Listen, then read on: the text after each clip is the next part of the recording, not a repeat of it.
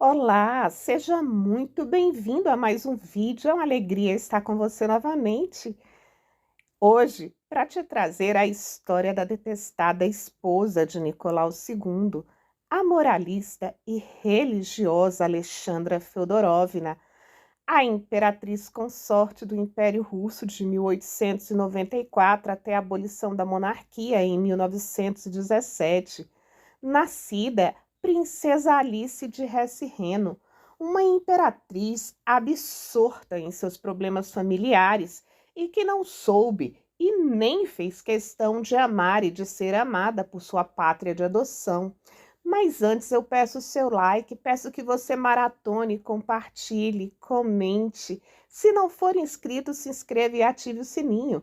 Nos deixe aquele incentivo, aquele carinho tão especial que só você pode nos oferecer. Alexandra nasceu no dia 6 de junho de 1872, no Palácio de Darmestadio, então parte do Grão-Ducado de Hesse, vassalo do Império Alemão. O Ducado de Hesse era um território relativamente pequeno, com dificuldades econômicas permanentes e sem qualquer influência política no palco europeu. Alice foi a sexta criança entre os 7 filhos do grão-duque Luís IV de Hesse-Reno e da princesa Alice do Reino Unido. Tinha 3 irmãs, as princesas Vitória, Elizabeth e Irene, e 2 irmãos mais velhos, os príncipes Ernesto Luís e Frederico de Hesse-Reno.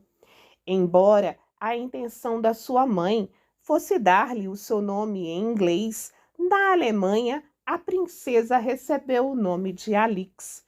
Numa carta dirigida à rainha Vitória, a princesa Alice escreveu que a sua quarta filha era uma menina doce e alegre, estava sempre a rir-se e a mostrar uma covinha numa das bochechas. Devido à sua disposição alegre, deram-lhe a alcunha de Sunny, algo como cheia de sol. Ao contrário da sua mãe, a rainha Vitória, Alice envolvia-se muito na educação dos filhos. Era uma mulher pouco comum para o seu tempo, uma vez que se dedicava ao estudo de anatomia e se informava sobre métodos de educação de crianças. Os escassos recursos econômicos da família, em comparação com outras casas reais europeias, obrigavam-na a economizar nos gastos. Quando a pequena Alice tinha apenas 6 anos de idade, a sua mãe morreu. A princesa Alice tornou-se muito próxima da sua avó materna, a rainha, passando grande parte da sua infância no Reino Unido. Após a morte da sua mãe e da irmã mais nova, ela tornou-se mais amarga e solitária. Em 1892, quando tinha 20 anos, o seu pai morreu e o seu irmão Ernesto Luís sucedeu-o como grão-duque de Hesse-Reno. Alice casou-se relativamente tarde, tendo em conta a idade própria para casar-se naquela época, em meio à realeza. Há quem diga que a rainha Vitória, sua avó, queria que os seus 2 netos se casassem, mas como gostava muito de Alice, aceitou protelar o compromisso. Alice, contudo, tinha já conhecido e estava apaixonada pelo futuro czar Nicolau. Ambos eram primos em segundo grau, uma vez que eram bisnetos da princesa Guilhermina de Batten. Nicolau e Alice tinham se conhecido em 1884, quando a sua irmã se casou com o tio dele. E quando ela regressou à Rússia em 1889, apaixonaram-se. O meu sonho é um dia casar-me com Alice. Já a amo há muito tempo, mas com mais sentimento e força desde 1889, quando ela passou 6 dias em São Petersburgo. Durante muito tempo resisti, mas sei que os meus sonhos se vão tornar realidade, escreveu Nicolau no seu diário. Alice partilhava os mesmos sentimentos. No princípio, o pai de Nicolau, czar Alexandre III, rejeitou a perspectiva de casamento. A sociedade atacava abertamente a princesa Alice. Eram totalmente anti-germânicos. Rapidamente, Nicolau declarou que preferia tornar-se monge a casar-se com a aborrecida Margarida, no caso a princesa Helena, conforme os arranjos de seus pais. Durante todo o tempo que conseguiu, Alexandre III ignorou os pedidos do filho que desejava desposar Alice. Apenas começou a baixar as defesas quando a sua saúde começou a deteriorar-se em 1894. Alice levantou também dúvidas em relação ao fato de ter de abandonar sua fé luterana, mas foi convencida por Nicolau e, por fim, converteu-se fervorosamente à Igreja Ortodoxa Russa. Nicolau e Alice ficaram noivos em abril de 1894. Alexandre III morreu no dia 1º de novembro, o que fez com que Nicolau se tornasse czar de todas as Rússias aos 26 anos de idade. Alice mudou o nome para Alexandra quando se converteu à Igreja Ortodoxa Russa. O casamento realizou-se na capela do Palácio de Inverno, em São Petersburgo. A partir de então, era a czarina Alexandra Feodorovna. Assim, foi minha entrada na Rússia, ela escreveu para sua irmã, um dia no mais profundo luto, lamentando um ser querido. No dia seguinte, nas mais luxuosas roupas, me casando. Não pode haver maior contraste. Nosso casamento pareceu a mera continuação das missas para o falecido, com a diferença de que então usei um vestido branco em vez de preto. Conservadora, sisuda, pedante e moralista, ela nunca se acostumou com seus próximos e seu casamento nunca teve bases diplomáticas e políticas. Foi um dos poucos casos de matrimônio por amor na aristocracia europeia. Alexandra acompanhou a família imperial quando esta regressava a São Petersburgo com o corpo do czar e disse que foi cumprimentada pelo povo da Rússia com sussurros que diziam: ela chega-nos atrás de um caixão. Ficou magoada pela sua recepção muito pouco entusiasta e afirmou estar cansada da perda de morais e etiqueta da corte russa. Alexandra era chamada de petulante e aborrecida, provincial, enfastiante e convencida, e tanto a nova imperatriz como a corte viviam em constante atrito. Alexandra fez poucas tentativas para formar laços de amizades com os outros membros da grande família Romanov e, regra geral, frequentava o menor número possível de ocasiões formais na corte. A imperatriz era comparada negativamente em relação à mãe do czar, Maria Feodorovna. Na Rússia, Maria ofuscava sua nora, considerava a nora bastante possessiva e a acusava de afastar Nicolau do convívio de sua família. Alexandra, por sua vez, se ressentia, pois a mãe do marido lhe recusava a posse das joias de imperatriz da Rússia, que agora eram suas por direito. A tia da czarina Vitória disse numa carta à rainha Vitória que Alice era muito autoritária e insistia em ter tudo feito à sua maneira, que dessa forma ela nunca iria conseguir manejar nem um pouco do poder que ela achava que tinha. Alexandra era fervorosamente protetora do papel do seu marido como czar e apoiava ativamente o seu direito de governar de forma autocrática. Ela defendia o seu direito divino e acreditava ser desnecessário pensar na aprovação de outras pessoas. O direito divino dos reis consistia na ideia de que esses foram escolhidos pelo próprio Deus para governar e não poderiam ser de forma alguma contestados, sendo que a desobediência ao rei consistia na desobediência ao próprio Deus. A czarina, tal como seu marido, era muito dedicada à sua família. Ela odiava aparições públicas e evitava-as ao máximo. Preferia retirar-se para trás da ação, oferecendo caminho à sua sogra. Essa timidez e desejo de estar sozinha tiveram um grande impacto nos seus 5 filhos e no império. Ela nunca se esforçou por ser amada pelo povo russo. Quase um ano depois de seu casamento, Alexandra deu à luz a primeira filha do casal, uma menina chamada Olga. Depois de Olga, nasceram as granduquesas Tatiana, Maria e Anastácia. Com efeito, muito da responsabilidade pelo insucesso em gerar uma criança do sexo masculino recaía sobre os ombros de Alexandra. A ausência de um filho tornava-a menos querida pela população. Médicos e místicos eram consultados o tempo todo na esperança de que pudessem revelar o segredo para se ter um menino. Os mais diversificados tratamentos foram tentados, mas nenhum deu resultado. A pressão por gerar um herdeiro consumiu Alexandra durante os seus primeiros anos na corte russa. Finalmente, deu à luz um menino em 12 de agosto de 1904, chamado Alexei. Era herdeiro aparente ao trono russo e Alexandra tinha cumprido seu papel mais importante, como czarina, dar um herdeiro ao trono.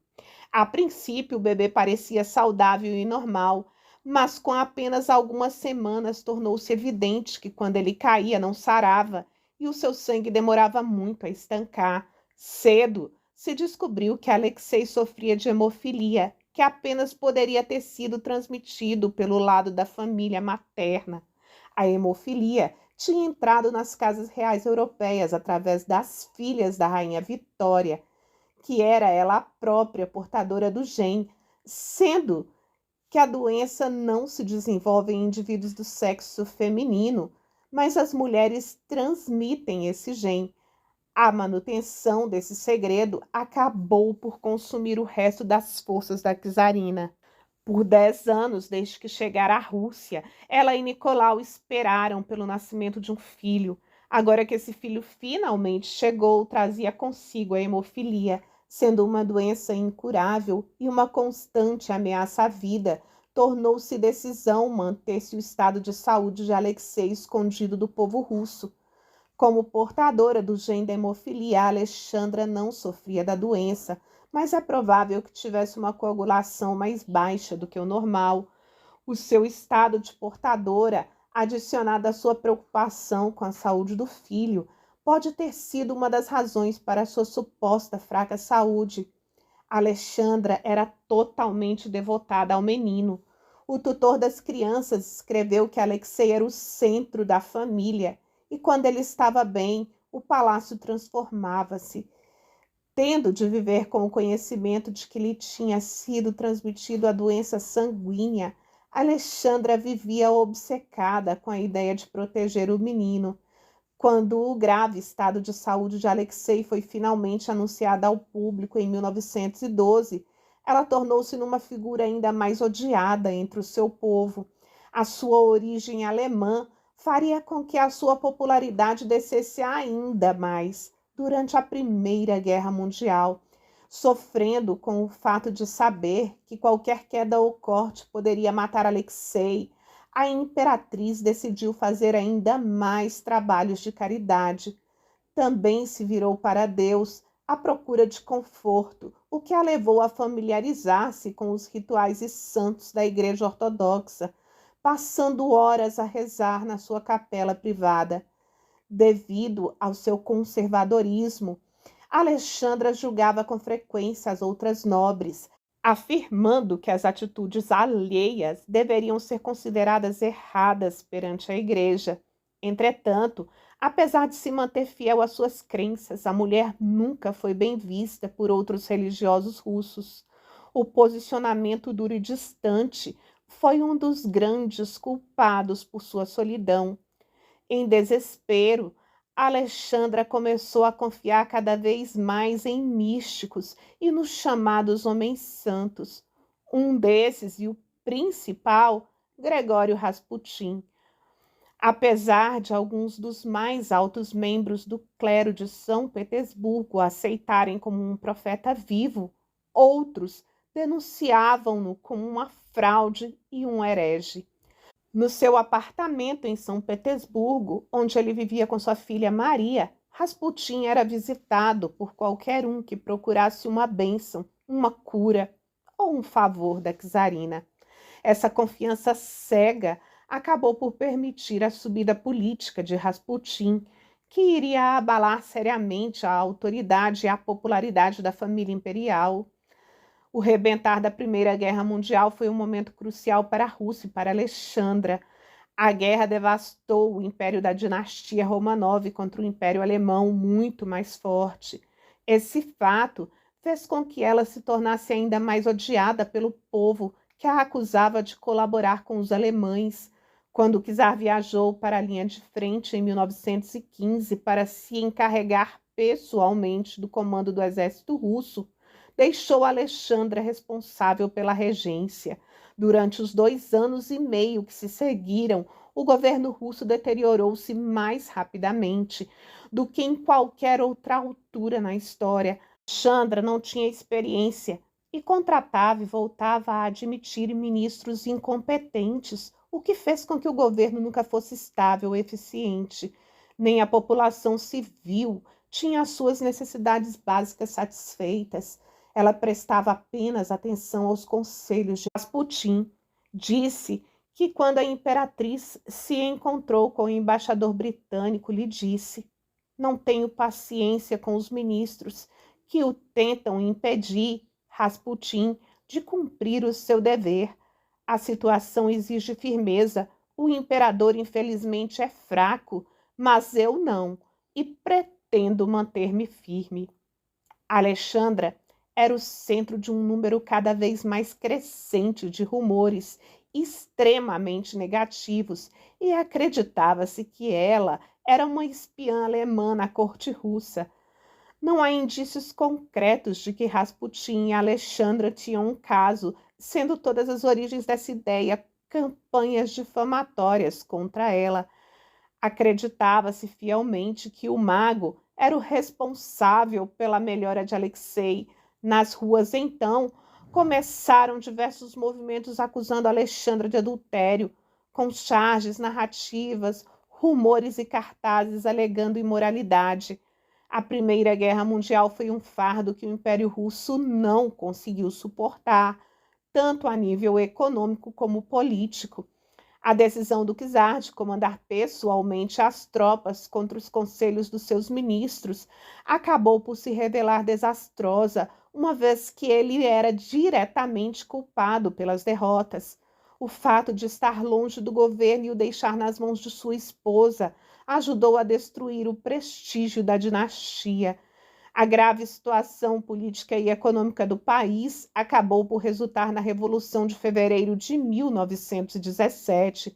Alexandra ficou assim numa situação perigosa como esposa do czar deposto, odiada pelo povo russo. Nicolau ficou sob prisão domiciliar juntamente com sua família. Apesar do fato de ser primo tanto de Alexandra como de Nicolau, o rei Jorge V do Reino Unido recusou-se a deixar com que a família fosse evacuada para seu país, uma vez que tinha receio da má fama da família e que sua presença pudesse ter repercussão no seu trono.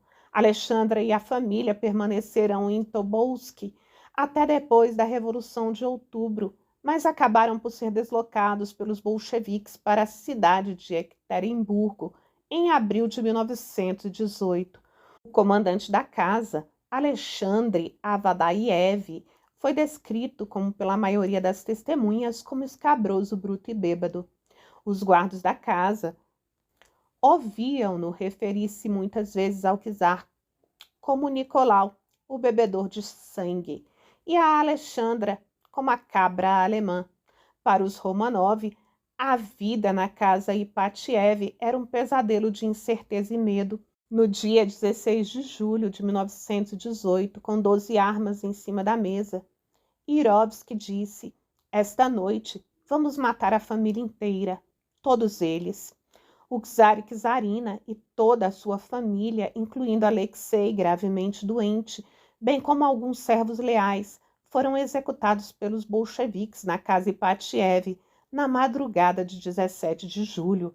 Pouco antes, Alexandra queixou-se do fato de não ter cadeiras onde se sentar e o seu pedido foi satisfeito prontamente por um guarda que lhe trouxe duas. A família acreditava que posaria para um retrato.